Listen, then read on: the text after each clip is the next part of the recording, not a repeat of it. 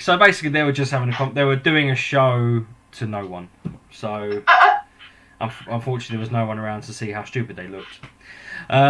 So before the internet cut out, we were talking about Broken Bow Asylum, and you would just sort of finish talking about that doll, that creepy doll.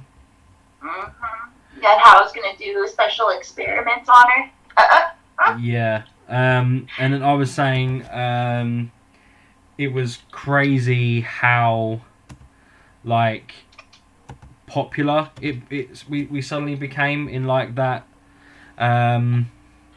What was it like? We in about 3 or 4 days we got like nearly 1,400 likes, because there was people that had either lived in the town or lived near it that had some sort of connection to the Broken Bow Asylum and stuff, just tagging people in it, and it was crazy. So we now have like 1,400 fans from a small part of Oklahoma. Yeah, legit spread like herpes. Like, it was quick. It was crazy. It really was. And my thing though with that was that how many people had actually worked or gone to school in that building, or had gone to it when there was a nursery and things like that. It was also at one point like an EMT service. It was the only like emergent service that they had in the town. So everybody at one point or another has worked there or had some type of experience there. One of the guys who came to watch me to kind of make sure I was okay was a cop who volunteers, like he's part of the volunteer force. And he told me his stories about how he would go out there all the time. They get called to clear out the building, and there's absolutely nobody in there. The lights, the people walking and all that. That lady that stopped and let me interview her live, but told me one of those stories off camera because of how dark that place is itself. Yeah. I mean, everybody was just so enthralled by it, and it was awesome. Definitely. So basically, guys, I mean, you know, you're going to want to check this location out.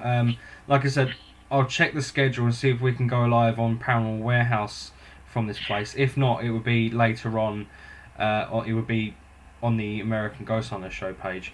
But while we're on the subject of like crazy popular videos for like weird reasons, Chris, from your recollection of shows and things that have been on Paranormal Warehouse, has there ever been one that's just gone like absolutely crazy, where you've just got loads and loads of people tuning in to watch it and you couldn't quite figure out why? Yeah, we actually did a Real or Fake episode, I want to say it was about a month ago, and there was nothing special about it. It was, Mike and I were starting up doing our same thing every day. He sets up all the video stuff, I set up the social media, I shared it on all the pages, I started a watch party, and all of a sudden I said to Mike, I go, Mike, we have like 400 people watching. And this was just for Real or Fake, this wasn't even for an investigation. Yeah. So I was like, Mike, we got to start the show right now. Somehow you kind of like got through the Facebook algorithm to actual viewers. Yeah, it must have been some glitch in the Matrix, because all of a sudden we had all these people watching. Now, during the course of the show, it did drop, but I don't think we ever got below like 150 people watching towards the end of the show, which is great. I mean, usually we get those numbers for live investigations for the most part. I feel like a lot of people tune in for those. But yeah, it was like a glitch somehow on Facebook that all of a sudden we had 400-something people watching when we started the show. I think the same thing might have happened, and it coincided with Daryl leaving me on my own at the last, literally the last. You still sound upset about this. Do we need to talk about this part? It's like me and Daryl have talked through it, but like literally 10 minutes before we went live, he had to say, "Oh, I can't do it. I've just signed the contract." I'm like, "Okay, great." So I ended up doing the show by myself, and it was one of the live Ouija board sessions that we've done.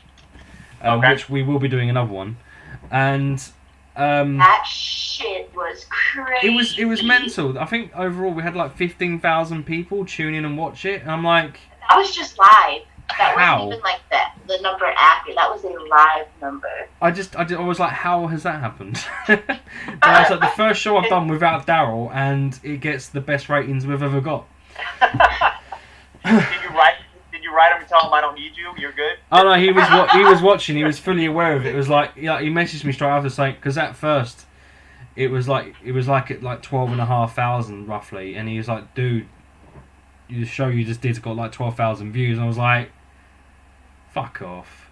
No, it hasn't. I thought I looked and I thought, oh, 4,000. I thought I saw it, and I looked at it and I thought 4,500 views is what I saw, and I was like, that's all right. And then Daryl messaged me. He says, dude, you got 12,500 views, and I go back and I look and I think, what the fuck happened there? How did that happen? And then and then it got up to about 15.5 sort of in the week after it went live, and I'm like, I have no idea how that happened. But we did it again, and when we did it again, we only got about 6,500 people overall. So I don't know how that happened. I really don't. Yeah, it's so random. Like I can't. And for people that are watching and stuff, Facebook changes their algorithm every so often. 5 minutes. So yeah, and what happened was, and that I'm glad you brought this up though, because I think that is part of the reason why we got so many followers early on Paranormal Warehouse, is because whatever their algorithm was set at was helping us. No matter what we posted, no matter what we were doing, we were gaining more and more followers. Like every week we were gaining a couple thousand people, but it was coming out of nowhere. And then all of a sudden, 1 month, they changed their algorithm, and it was like we were losing 1,000 people every couple weeks or whatever it was. And we talked to a couple people in support and stuff like that, and they do that so I guess people can't basically mess with the system and cause hacks and all this stuff, which makes sense. I get it. But for a business page and for like pages like you guys, it makes it a lot of things a lot harder to gain that following and get more and more people to watch when they're constantly changing things, you know? Mm-hmm. I think it will help now Daryl is famous. Because I don't know what it is, right? And I don't mean anything bad by it, but suddenly I've become really popular through knowing him and being friends with him. I don't know if that's my imagination, but I've noticed people are suddenly, like, usually if I don't post anything of any value or any seriousness on Facebook generally, it's usually just crap. At all. And I get like, you know, maybe an average of like between 5 and 10 people liking it. The past, since Wednesday, things I've posted, I'm getting like nearly, on some of them, like 50 likes or reactions as you call them now. I'm like, the only thing I can think of is because people know I'm friends with Daryl. Because there's no way people really like me. That's the only conclusion I've come to. You can give yourself a little bit more credit. I really can't. Well, no, because we even talked about it, like how many people have been messaging or, you know, asking to be affiliated with the show, or just things like that, or actually interacting with us. I've didn't care before. I've got no problem with people coming on the American Ghost Hunt show or whatever. You know, I don't care whether you're Zach Bagans or you're me. You know, or you've got a small team, you're just starting out, whatever. I don't care. You know, you don't even have to be a paranormal investigator, as far as I'm concerned. But obviously, some knowledge of the paranormal will be useful, as this is a ghost hunting technically show. And as far as I'm concerned, as long as you're like interesting to talk to and not boring, I'm more than happy to have you on the show. But if I ask you who you are, or what you do, or why you should be on the show, don't just ignore me. Answer me back if you want to be on, because every now and then I get someone who asks to come on the show, and I say, well, can you tell me more about yourself? And they never get back to me. I'm like, did I offend you by asking you who you are? No, we get a lot of that too. We get a lot of people that wanna they'll hit us up on Twitter message and stuff like that, or Instagram message. That they're not even saying anything, they're just sending videos. They're just sending YouTube videos, but they're not saying anything. They're not saying, hey, check out my video. Hey, can you follow my YouTube page? They're just sending random stuff. I mean, Yeah. Some of the messages we get are quite interesting, to say the least. I mean, obviously, I see the Paranormal Warehouse messages, and it's. I mean, the ones that it doesn't happen so often. But when we first started and people were still getting to know who the American Ghost Hunter show was, every now and then Paranormal Warehouse would get a message asking for information about a loved one that they've lost. I'm like, there's no mediums on this show, dude. Well, it's funny because we still get a lot of those, and it's also because Dee and Chris Moon have a show on the Paranormal Warehouse Facebook page also. Yeah, so they do a lot of that. So a lot of the time we'll get like a ton of messages after, like weeks after they've done a show, of people still asking questions because they go on the Facebook page, they see the video still there, and then they're wondering, oh, I want to ask something, maybe somebody will answer me. I usually just kind of like look through it. If Dee and Chris answer it, great. Otherwise, I'm not saying anything because it's like it's not my place. I'm not telling you X, Y, and Z. So I mean, if it's obviously relating to the American Ghost Hunter show or to me in any way, I usually see the message on Paranormal Warehouse and find them and contact them from my page. Okay. There was someone who contacted us about 2 months ago who was experiencing stuff in their house. I actually contacted them privately outside of Paranormal Warehouse and asked them some more information and started helping them try and sort the activity out. At the time, Daryl happened to be nearby, so I asked him if the Ghost Hunters crew could go down, and he was like, no, of course we can't. I was like, fair enough. So I asked some other people that I know nearby if they could go by and sort things out. So it's not that people get ignored, it's just the right member of the Paranormal Warehouse family, he's just got to kind of respond to it. Right.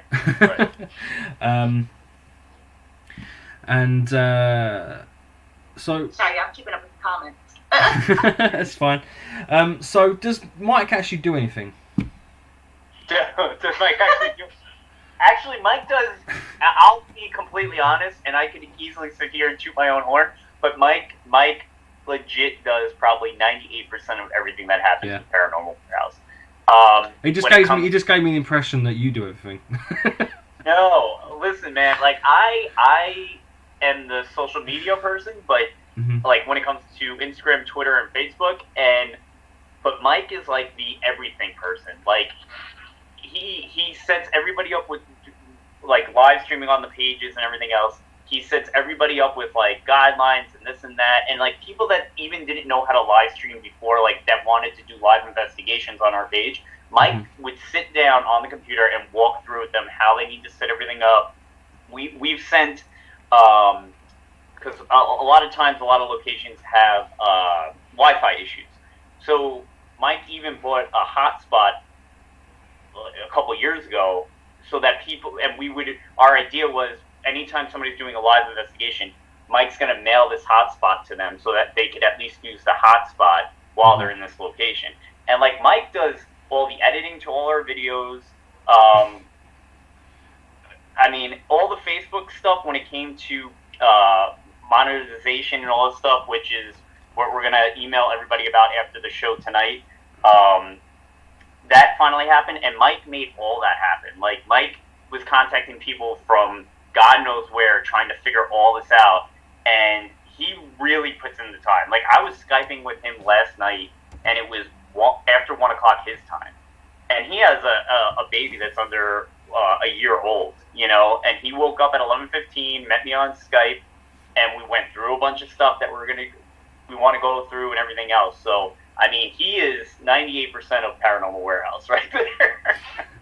Okay, fair enough. I mean, you can still give him crap if you want to give him crap. But of course. I'm about to now, if you give me a chance. Compared to what I do. I'm about to give him crap now, actually.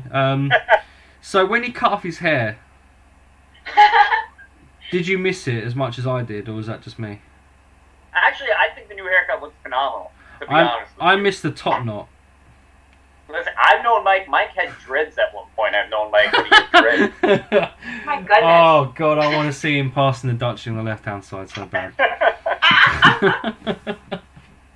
I like the new haircut. It looks good on him. He's like, do you know what? I've just had a kid. I should grow up now. Listen, I wouldn't be surprised if he went through another crisis where he grew it out again. So. Once you have that baby, Alex, you'll know what it is. The grabbing and the pulling. He probably did it for safety reasons. I'm gonna wear something over my face to cover up my beard whenever I hold my baby. So I've been warned by Mike that they like to grab and pull hair. So yeah. Yeah. Something that you said the other day, well, not the other day, it was a while ago, and it was in a message of all of us. You said something about working on RuPaul's Drag Race, or working with RuPaul. I have to ask because I don't know why, but I'm kind of a little bit in love with RuPaul. It wasn't the Drag Race. So he did a 15 episode short run this summer for a new talk show. Okay. And I worked on that. Okay. So what is it you actually do outside of Paranormal Warehouse? So I'm a stage manager for a daytime talk show. So normally during the season I stage manage for a show called The Real that's on Fox. And basically my job is to make sure the host and any guest and talent are ready on time, mic'd, dressed, backstage where they're supposed to be, and then it's my job to cue them out when they're supposed to be cued out, know where they're going when they get out there, and any other ins and outs that deal with like backstage, like props, make sure the props are ready to go and stuff like that. You're that official guy with the clipboard and the headset on. I have the headset. I don't do the clipboard yet, though. I haven't gotten to the clipboard yet. I don't need it yet, but definitely the headset running around. So, but you ever trip over it? See, that's fun. You meet a lot of people. I met on the RuPaul thing. I met Jack Osborne. He was on talking about the new paranormal show he was doing. That's awesome. So I talked to him a little bit about Paranormal Warehouse. Told him about Paranormal Warehouse and what we do. So that was cool. He gets a lot of hate from some people in the paranormal community because it's like, wait a minute, you're not a paranormal investigator. What you're doing, paranormal investigating. What gives you the right? What gives us the right? Well, exactly. We've all started from not doing it to just doing it. Because why? Because we saw it on TV. We read about it. We were interested in death. But none of us. There's no. It's not like royalty. You're not born into it. Exactly. And like you have the right to be a paranormal investigator. There's no college course that's going to tell you how to investigate the paranormal the quote unquote right way. You know what I'm saying? You just kind of fall into it. That's how I started anyway. I just kind of just happens. Yeah, it ends up being a hobby that becomes something that you get interested in. You want to keep doing it. It's the excitement of seeing what you could capture. Yeah. See if you could get anything, and then trying to explain how you got it and why you might have gotten it. Yeah, I mean, it's the same thing happened. I think this was actually on the same network as Ghost Hunters now. I think this was on A&E. Rob Lowe did something with his sons about the paranormal, and people were like, "Oh, what are you doing getting involved in the paranormal? You're a Hollywood actor. Why don't you go back to acting?" I'm like, the paranormal, we're not we're not exclusive. Yeah, anyone from any background, whether they be an actor, a judge, a janitor, it doesn't matter. They can get involved in the paranormal. Just because you've been paranormal investigating for so long and you want to be on TV, and then someone who can get on TV without having to be a paranormal investigator but gets on it that way anyway and does it, doesn't mean they're not as qualified as you are. Right. And I mean, I have never done this to be on television or whatever. I've just done it for the enjoyment of it, and at the moment I'm getting enjoyment out of running the American Ghost Hunter show and Living Paranormal magazine. And like I said, I haven't investigated for a year, although that changes this weekend. I just remembered Which reminds me, this weekend, me and Helena will hopefully be going live from a Napoleonic fort in the southeast of England. We've been asked to help with a paranormal event there, so we're going to go live while we're there. I haven't checked to see if Paranormal Warehouse is free, but we're not entirely sure what we're doing. So if we'll probably just end up going on the American Ghost Hunter Show page or Berlin Paranormal, which is our paranormal investigation team, or LPM. I don't know. We haven't decided yet. So look out for that. I mean, let us know, and we'll look at the calendar. I just don't know. Mike does all the, like I said, Mike does 98% of all this stuff. I mean, he promised there'd be an online one, but there isn't yet. He promised there'd be an online one, but as far as I'm aware, there isn't one yet. One thing I wanted to say, because of what you said about how, people see an actual actor doing it and they're like, oh, you shouldn't be doing this. Well, it's the same way that anybody, when they watch TV and they've seen those paranormal investigation shows, they also hold people who are investigators that, don't have shows and things like that to the same standard. So when we're doing our lives, sometimes it really frustrates me.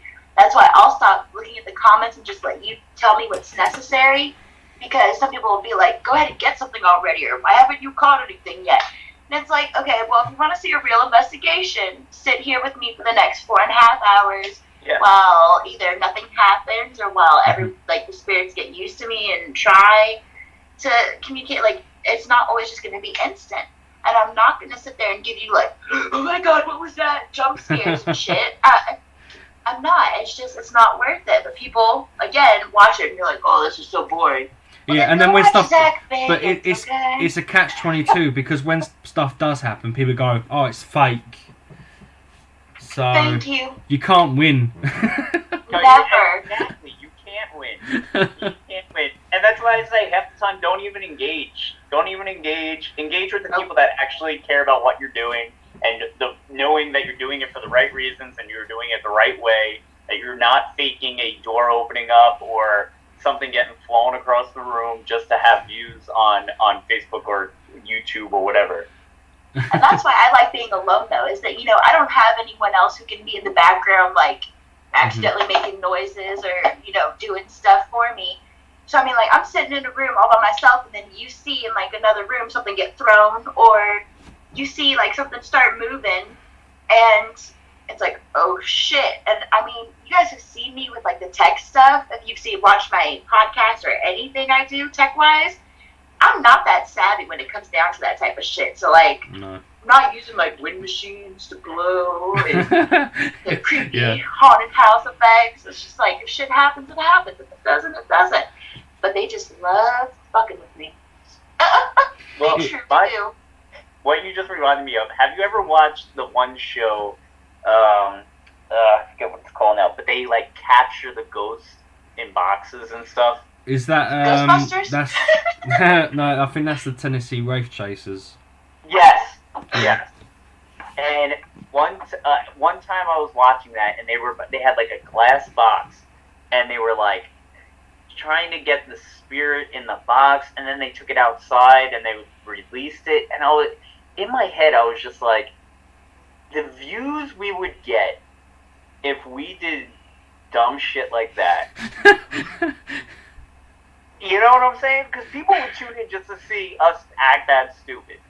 You know what I mean? Yes. I don't need to pretend to capture a ghost to act like a dickhead, And listen, we're not doing it, but I'm saying, in the back of my head, I was just like, just imagine what it would be if we actually did it that way.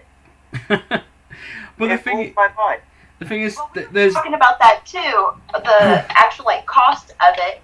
If you go out there and you spend that much money because the travel alone. I mean, I'll sit there and just go literally to that location, spend 8 hours there. I mean, most of these locations are at least 8 hours away. Do a lockdown for 8 hours and drive my ass straight right back home because I'm not going to spend money on a But the funny thing is, in the UK, it costs probably more for us to travel half the amount of distance that you do. Yeah, because you guys' gas is like ridiculous, or petrol, isn't it what you call it there? Petroleum, yep. But I mean, people.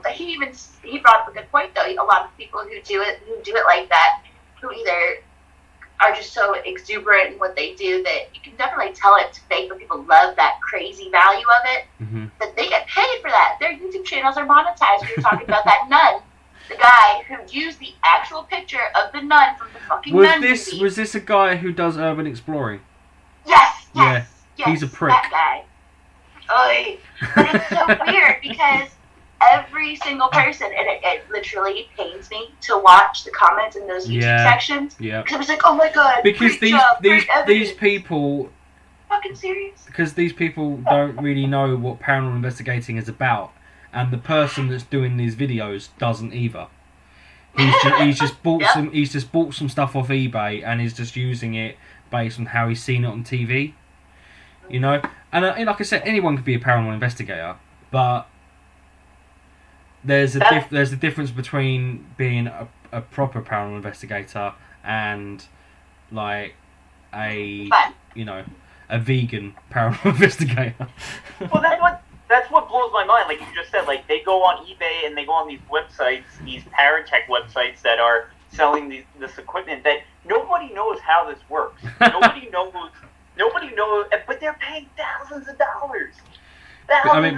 Bill Davis just hit it on the head with the names of the shows there. In the comments. It blows my mind.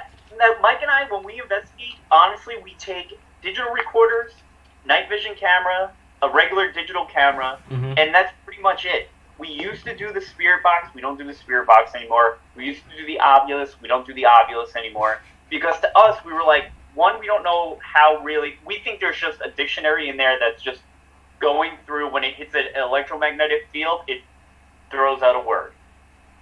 A word. And then, even with the spirit box, same thing. Like I don't get... Someone's explained it to me before, and I still think... Meh. I only use it when I've used a spirit box, like just to see if it comes up with the same thing. Because I mean, if you have 2 or 3 devices, I mean, you have an EVP recording of this, and then it comes through on the Ovilus too. That's kind of odd. Or it'd be a very, very weird coincidence if all 3 items came up with the same thing. Yeah, or like people like me who are like, I hate the word psychic. I just say I got voodoo. But, when you start getting those messages, she's then batshit crazy. You're getting a message from a spirit, and then all of a sudden it comes through on one of the devices, or 2 of the devices, or all of the devices, and it's like, holy shit. I like to refer to your abilities as being batshit crazy. I agree with that one. What were you saying, Chris? Sorry? I don't even remember it. Okay, fair enough. I was just going on a rant on equipment. I will say that there are some people that make equipment. I'm not going to name names, and I don't know them personally. So, if you make equipment, don't freak out. I'm not going to go at you because I don't know this person personally. But there's some people who make equipment and they charge so goddamn much for it. It's ridiculous. Like, you could do it at home in under an hour and it would cost you like $30, and they're charging you like, nearly $150 for something. Or $1,000. Yeah, some of these boxes that they're selling are like $1,500. And people are just throwing money at them because they see it on TV. But nobody, if you sat down with that person over a drink or dinner and you're like, well, can you just explain to me how that actually works? I bet you 90% of the time they're not going to tell you. They have no clue. They go, I don't know, but it works. The actual item I was talking about was the using the Xbox Connect. Now, obviously it wouldn't take you an hour to actually make a mobile version. I'm talking about getting an Xbox Connect, connecting it to your computer, and then downloading all the relevant software to get it to work. I would happily show someone how to do that for free. Yet this company was selling an Xbox Connect and the software, which is free anyway, on a disc for $130. And you can get a used Xbox Connect for under $20 probably, if you're lucky. Right. And I just couldn't believe it. I thought, you're not even okay. Fair enough. You know, you're selling a mobile Xbox Connect for like $450 to $500. And obviously a lot of effort's gone into that. I mean, it's still expensive for what it is, but that for $135 is taking the piss, because you can do it at home for next to nothing. Well, it's also, though, to pay that much money for things that, like you said, you cannot guarantee that they actually work. Now, I know some people who make equipment who are actually paranormal investigators and engineers, so they understand both parts of it, so they can more intricately explain to you how the device works, or they test it themselves. But then you have some of the people, like you said, that are just, engineer, and so it's just the science base of it. But you can't tell me how it's going to actually work in the field. Now, one of the things with the Kinect is I always thought that was one of the coolest pieces of evidence. Like, oh my God, it's actually tracking something. But I actually talked to Joe Vitale, who told me, and it was funny because I looked it up. I Googled it. I Google and try and research everything that I can about the equipment before I use it.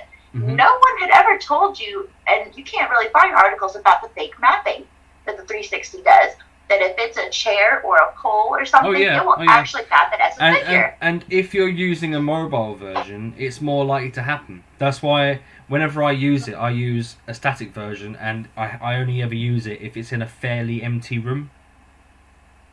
I will not use it otherwise. And that's why I still don't have one. We've only got one piece of decent evidence of it that I can actually say was possibly paranormal, because I couldn't figure out how it happened. There was no reason for it to happen. And then something went wrong with the computer, because this was the first time I was using it. Something went wrong with the software I was using to record the actual Xbox feed, and it just crashed and I lost everything. So the best bit of evidence I ever got, I can't show you because it disappeared. Such is life. So I want to thank everybody for tuning in and commenting, and I am loving some of your comments. Sorry if I've not responded, but I'm trying. But I mean, Bill, I mean, your comment of the Huff and Duff show, just fucking hell, that's brilliant, man. And obviously Joe Vitale, thank you for tuning in. Joe is actually going to be on the show in a few weeks. But next week we have two people who do a show on Paranormal Warehouse. Well, one of them does, and then every now and then the other one joins in. We're going to have Annie Weeble and Brendan Shea coming on the show, who are two close friends of mine, which I'm looking forward to. Trust me, you really don't want to get us in a room, and you're going to have us like via Skype. So you don't want to watch it, but watch it anyway. Chris, thank you so much for doing overtime tonight. Oh yeah, definitely. Thank you for asking me. Before you go, is there anything that's in the works for Paranormal Warehouse or Real or Fake that you want to talk about? Paranormal Warehouse, we're just trying to bust out new content. Mike and I have an idea for a new show that we're going to try to get out and premiere September or October.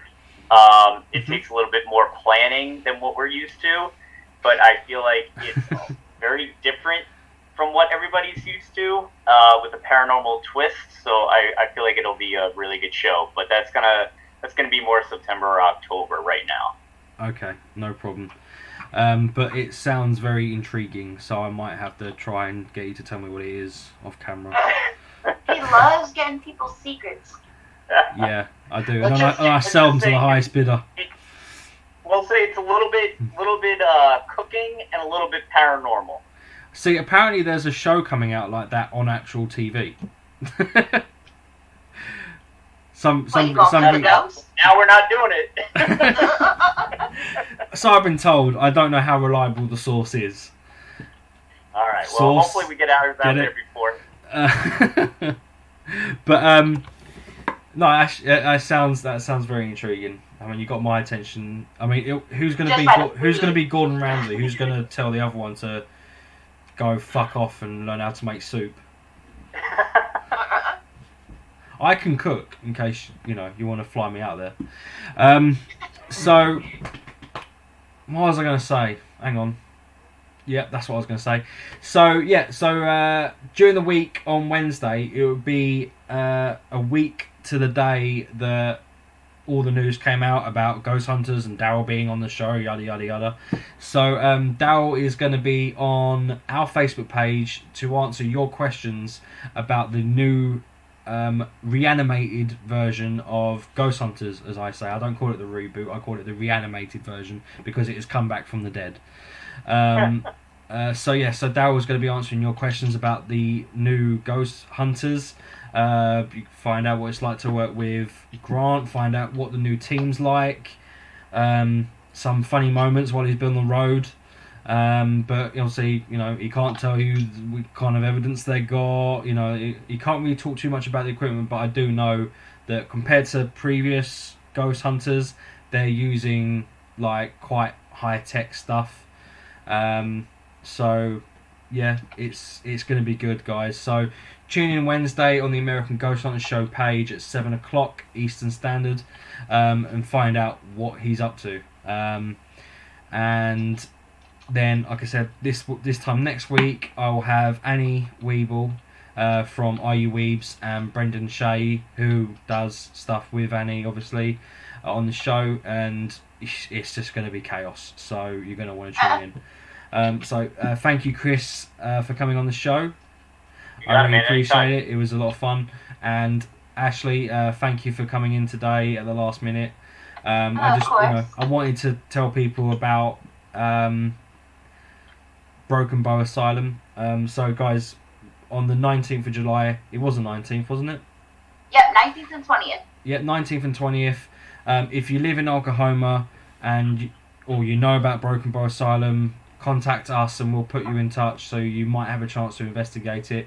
But if you can't investigate it, then you'll be able to watch it live on either our page or Paranormal Warehouse. What are you going to say, Ash?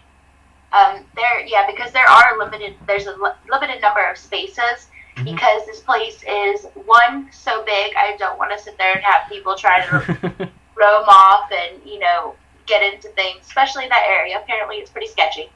No problem. Keep a controlled group. So for the first day, it's only going to be 10 slots, or the daytime tours are only going to be 10 slots, and the nighttime tours are going to be 15, because we have a little bit more time, so I can break people up into groups, because I'm hopefully getting another investigator for Saturday night, somebody from this area to come with me, because, I just don't want to be in charge of 50 people. I'm about to have a baby. I don't need to be everybody's mama. So yeah, guys, tune in for that. I'll give you more details. Check out the American Ghost Hunter Show Facebook page for more information about that.